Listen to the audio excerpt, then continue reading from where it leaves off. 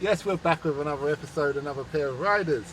Today we have Kim, Jimmy and Chloe, two of them from the States and one of them from Australia. So you will work out who's from where. So they all work for Canva, but before we go into Canva, just give us an introduction to what were you guys like when you were in school? Can you specify the age of school? That's important. That's an important question. Right, that's I've the been first. many different people. Okay. Right, give us the most interesting time. So your teens, probably your teens. Ooh, my teens. I would say I was on the cusp of maybe like the caterpillar becoming a little bit more of like the quasi butterfly. So I was a little awkward. I had a lot of acne, and was kind of not on the. I was on the verge of becoming a better version of myself, but it was still that awkward moment. Were you an introvert? No, I can't say I've ever been an introvert, unfortunately. Okay. Chloe? I was very much the teacher's pet, in what is probably no surprise to anyone who knows me. Yeah. Teacher's pet, involved in every single extracurricular activity there was, got good grades, but very much the closet/not closet nerd. Okay, that's interesting. And Jimmy? I would say very similarly. I would classify myself as a teacher's pet. I was involved in every single extracurricular activity that you could possibly imagine. I was the president of every club and organization because I have power and control issues. That sounds deep, boy. Yeah, We're going to forget Canva. We're going to delve into Jimmy. Hey, sorry. We need a no. whole podcast about it. Yeah, that's what I thought we were going for here. I was very much the same way. Yeah, teacher's pet, got good grades, just trying to make it happen. Closeted, this is really turning into a therapy session now. No. Jeez. So would any of you say that you've seen yourself change over the time? Absolutely. Would you say you've changed for the better or it's been a roller coaster ride? I would definitely say I've changed for the better, for sure. I think every bit of growth is for the better. Yeah. Even if there's a stumbling period or a period where, in hindsight, it feels low, as long as you come out of that feeling better about yourself, having learned something and doing something differently next time, that's growth. And I think that's really important. I feel more myself now than I feel like I did in high school for like a whole host of reasons. Like certainly coming out was a big part of that, and just like finding my own personality, but just like knowing what I want and massive amount of growth. I agree. I think we have all different phases of life, and like even though like we have many phases ahead, like being able to look back and see the evolution between like your teen years to then what your 20s look like, and then a few of us are in our 30s, like being able to see you become more confident in who you are and really step into the role that you want to play in life, like all those phases like really just continue to evolve. And I agree, Jimmy, I feel like more of myself than I ever have. Yeah, totally. So how did you overcome the controlling side of things, Jimmy? Who says I overcame it? I think part of that was just because when I was younger, I was like still trying to find myself and figure out like who I was. So as part of it, I wanted to like, it was less about control and more just trying to like do as much as I could to like figure out like where I fit in or what my niche was or like where I would really thrive, And I think as part of that, I kind of wanted to be at the center of everything to kind of try and help that process along. I certainly don't think I've overcome my control issues. They're still very relevant. It's been a process. How, taking those personality traits that you all have spoken about, how do you incorporate that in Canva? It's interesting, and this is going to be a slight little tangent, but the three of us did a personality test about 2 weeks ago. It was an Enneagram test, and we all rated the exact same. We were all a 3. So if anyone who knows the Enneagram test, that probably gives you a really good insight into the type of people we are. But I think we've all fallen into roles that really make do and celebrate those qualities that we have. I think there's a little bit of control, there's a little bit of power, there's a little bit of wanting to do good for others in all of us.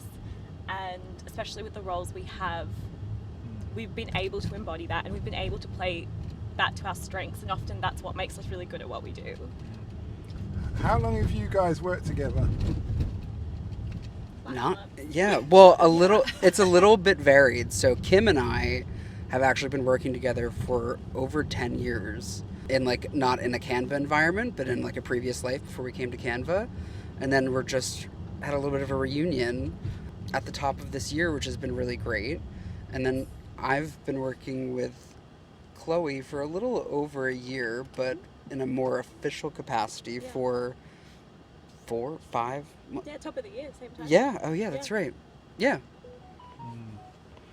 So how would you, because like I spoke about Canva, and I say a lot of my I'm in a WhatsApp podcasters group, and one of the things they do promote for when we're doing our artwork is to use Canva. Oh, amazing. I don't use it, I have to confess, because I'm more of a mobile podcaster, Yeah. and it's always on the monitor. Does it come in an app? Yeah. Sure Does does. it You also? should download it. App Store, iPhone, Android. I was using an app called Team Flyer, but I stopped using that, so I palm off that work to someone else. But how would you explain Canva if you were to a layman? So the audience listening, how would you explain it?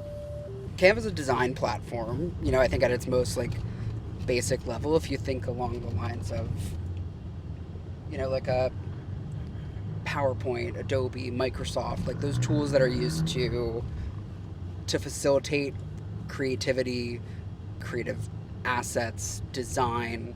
But what I think is so unique about Canva is that it's one of those tools that you don't need to be trained on. You don't need a ton of time to navigate it or to figure out how to use it. You don't need to be a designer by trade or have any kind of skill to pick it up.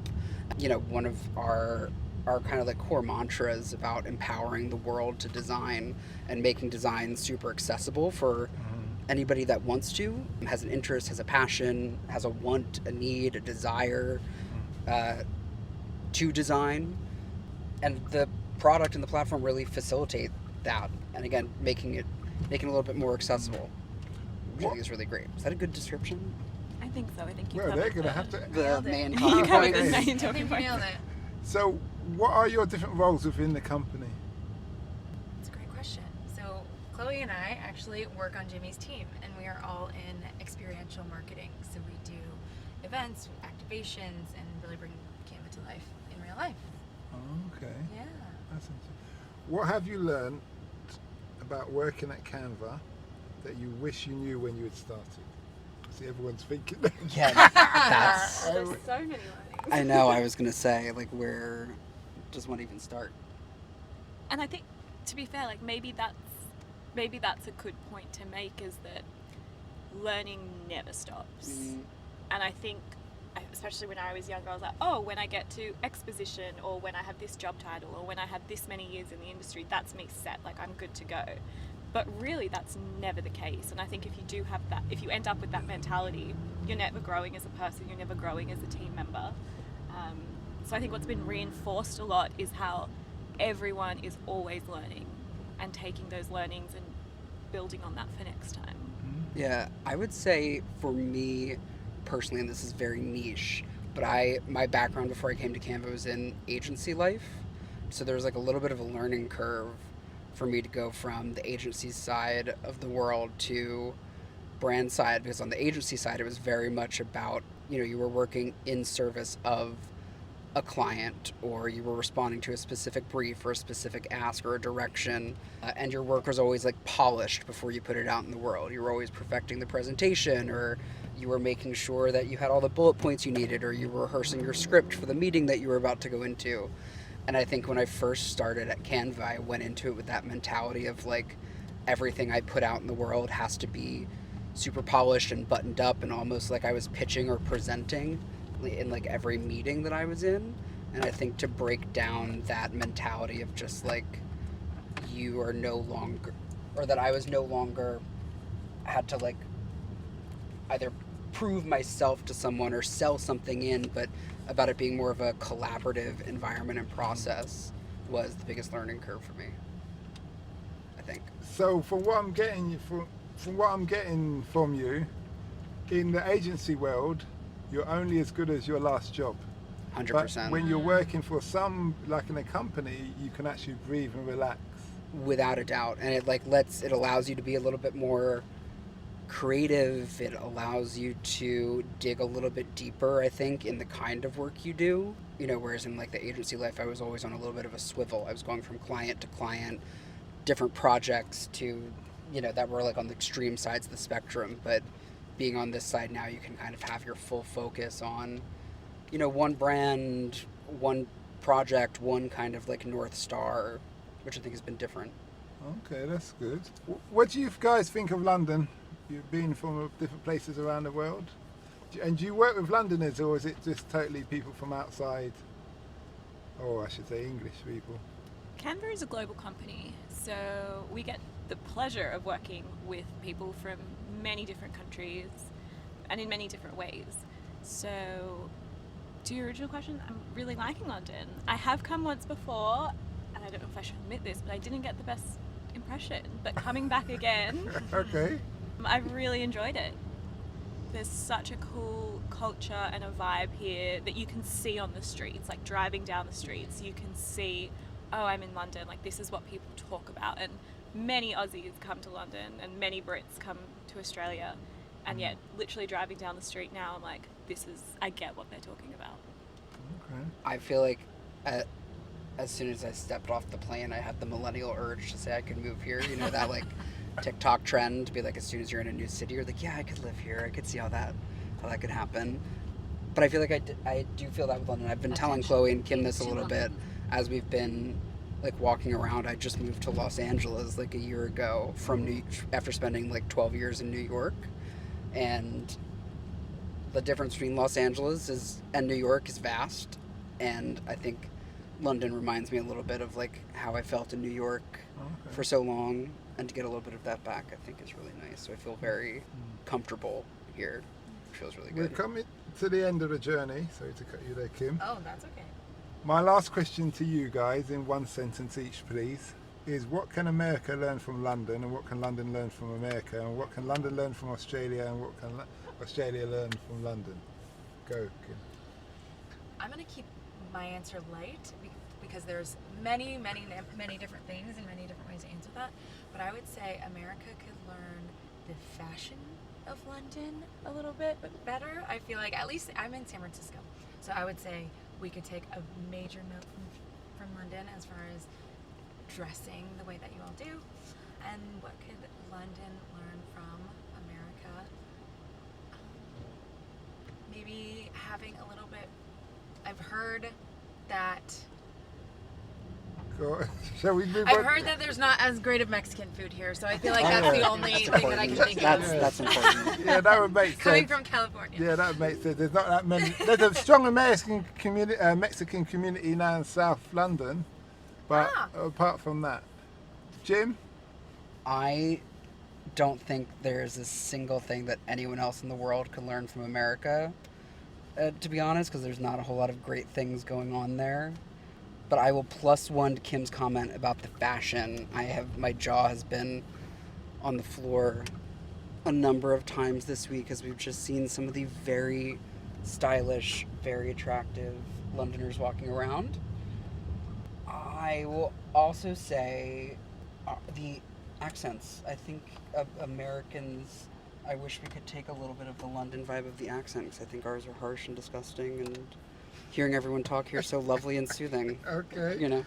We got 1 minute left, Chloe. 1 minute left. I think Australia could do with a little bit of the late night vibe London has. You know, every night we've been out to dinner at maybe like 9:30, 10, and it's buzzing, absolutely buzzing. And we're not really seeing that in Sydney, Melbourne, the big cities, as much as we should be or used to be.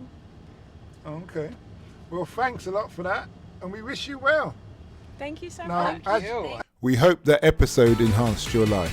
We post an interview every day, as well as vlogging on our social media channels. Don't forget to subscribe to get our latest episode.